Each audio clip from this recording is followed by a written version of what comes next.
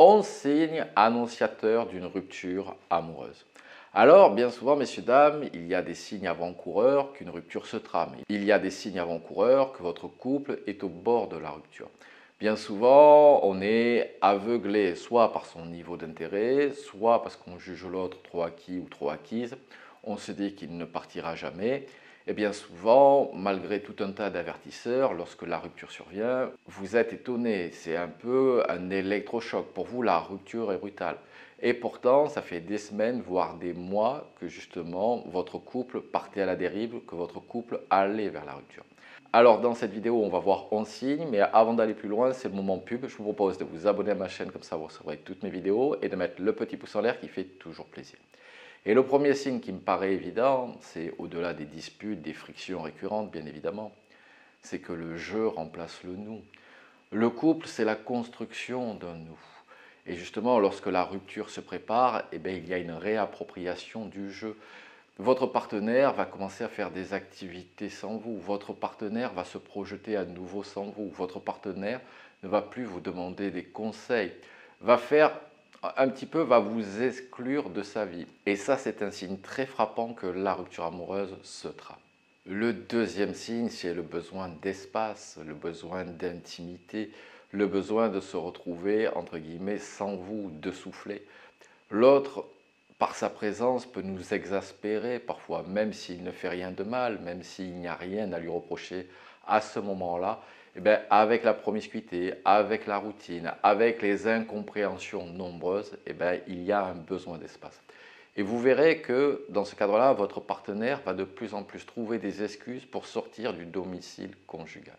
Le troisième signe, c'est pareil, c'est que votre ex va évoquer des envies de voyage sans vous.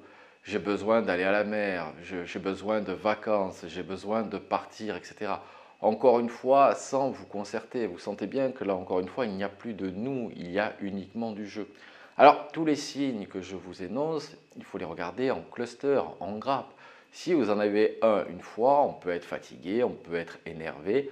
Vous savez, l'amour, c'est plutôt des vagues, c'est une échelle amoureuse. Donc forcément, parfois vous êtes à 8-9 et parfois vous êtes à 6-7. Et il n'y a rien de dramatique. Ce qui va compter, c'est la dynamique, la durée de cette dynamique et notamment la récurrence des signes que l'on va voir. Un autre signe également que la rupture approche, c'est qu'il n'y a plus de recherche de validation. Finalement, votre partenaire se fout complètement de votre avis. Finalement, vous ne comptez plus tellement dans l'équation. Encore une fois, la rupture amoureuse, elle ne se trame pas un mardi matin pour tomber un mardi midi. Non, c'est ce que j'appelle la rupture physique et la rupture réelle. Cela fait un petit moment que votre partenaire chemine vers cette séparation.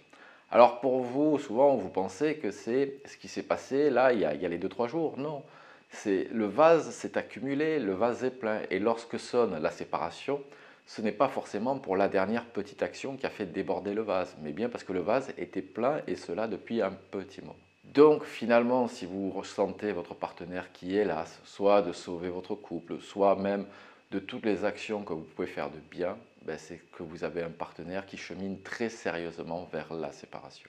Un autre signe, j'en ai un petit peu parlé, c'est que votre partenaire ne rentre plus chez vous directement.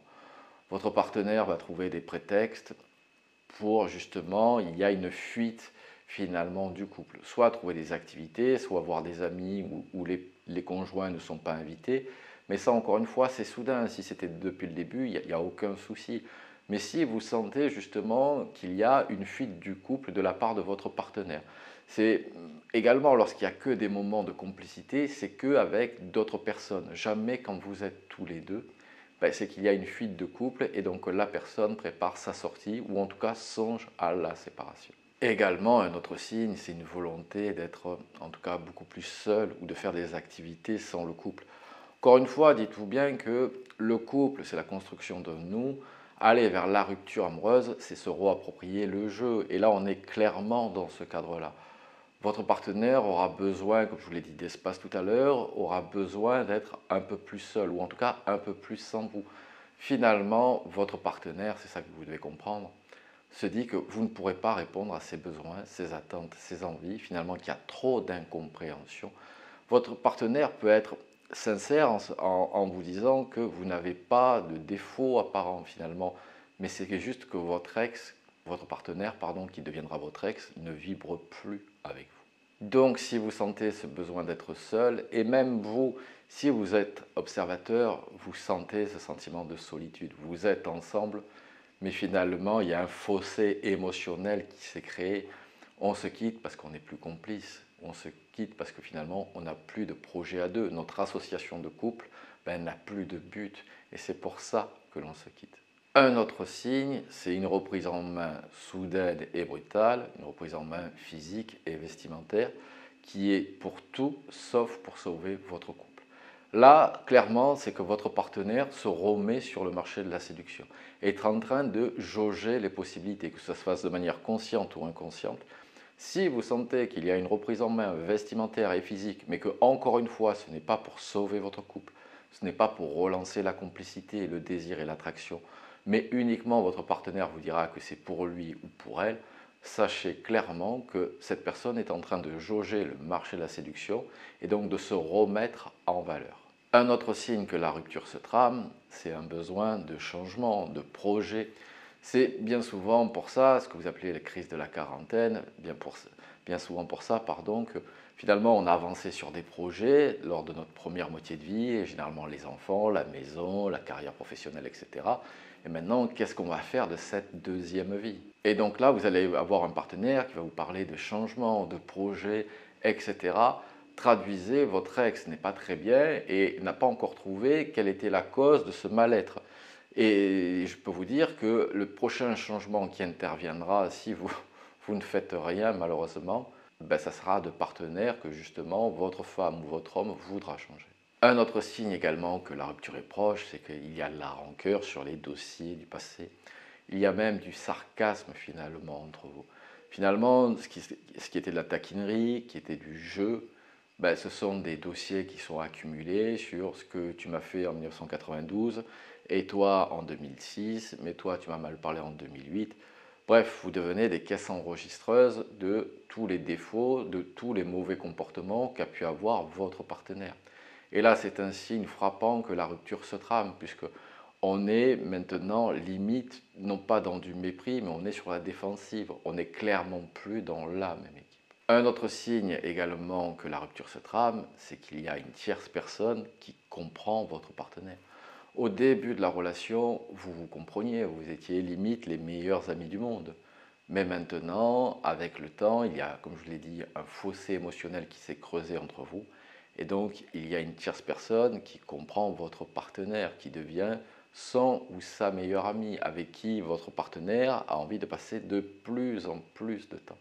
Ça encore, c'est finalement, une fois de temps en temps, il n'y a pas de souci. Si vous sentez que c'est de plus en plus, c'est encore une fois une fuite du couple. Et comme vous ne comprenez plus votre partenaire, votre partenaire va chercher de la compréhension ailleurs. Et ça veut dire que votre partenaire réfléchit très sérieusement à la séparation. Et enfin, un autre signe, c'est qu'il y a des nouveaux amis, mais du sexe opposé de votre partenaire, ou en tout cas du sexe qui intéresse votre partenaire. Effectivement, lorsqu'il y a des nouveaux amis, c'est un petit peu comme la remise sur le marché de la séduction. Ne vous inquiétez pas que si vous trouvez votre partenaire attirant ou attirante, il est fort à parier que d'autres hommes ou d'autres femmes, ce soit le cas également. Et donc, lorsqu'un couple est en crise et que commencent à graviter des petits satellites autour de votre partenaire, c'est bien évidemment que votre partenaire est en train de jauger. En tout cas, qu'est-ce qu'il peut se passer? Une femme amoureuse ou un homme amoureux protégera votre couple. Si là, vous sentez que finalement, votre couple n'est plus en mode protection, vous n'êtes plus deux à protéger votre couple, mais uniquement l'un des deux, souvent vous, c'est que très certainement la rupture se trame. Allez messieurs, dames, on vient de voir 11 signes, j'espère que vous en avez le moins possible. En tout cas, si vous avez aimé cette vidéo, n'oubliez pas le petit pouce en l'air qui fait toujours plaisir. Et je vous dis à très bientôt avec James D.